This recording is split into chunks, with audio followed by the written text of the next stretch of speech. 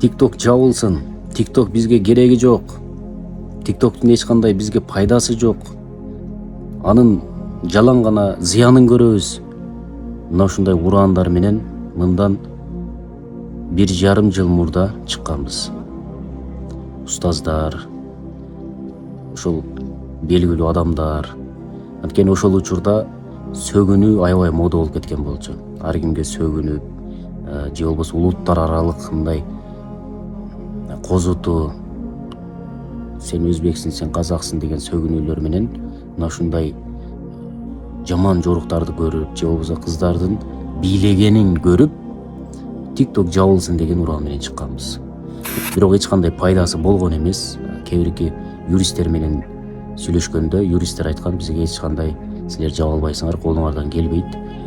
Болгону силер өзүңөрдүн милдетиңерден кутулдуңар, бирок жаба албайсыңар деп айткан.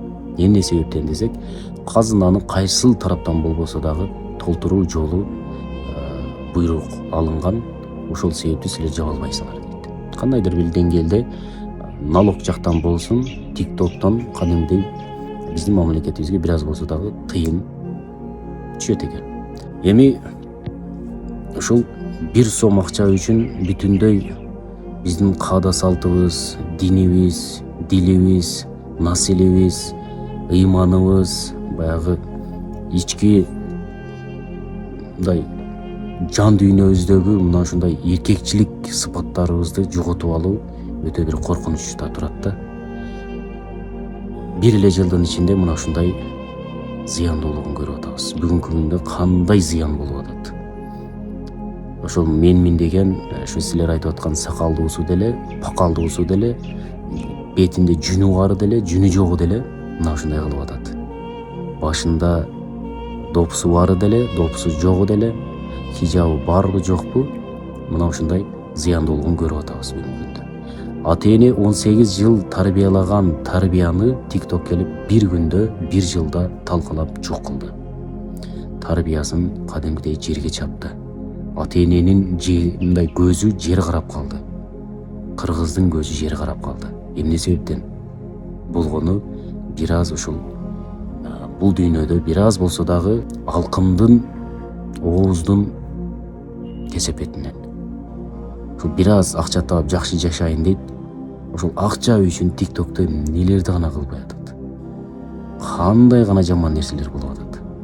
Аны сиздерге мен мына ушундай кылды, тиги андай кылып коюптур, мындай кылып коюптур, тигисин кийип алыптыр, чечип алыптыр, калпакты кийип алып мындай кылыптыр, жок, аларды айтпайм. Аларды мен айтпасам дагы силер көрүп атасыңар. Анткени үйүңөргө чейин келди ошол нерсе.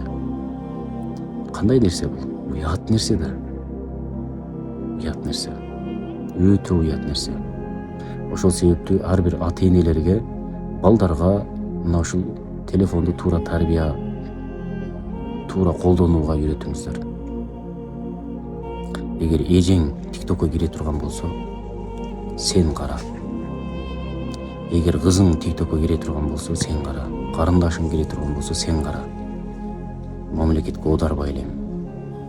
Ушунчалык жаман нерсе болуп кетти, гана молдолор эскертпейсиңерби деп кыйкырбай эле койгула. Ар бир үй бүлө өзүнөн башташ керек. Ошол атасы, апасы, агасы, ийниси токтото албаганды молдо кантип токтотсун? Аллах өзү кечирген болсун. Өтө уят нерсе болот.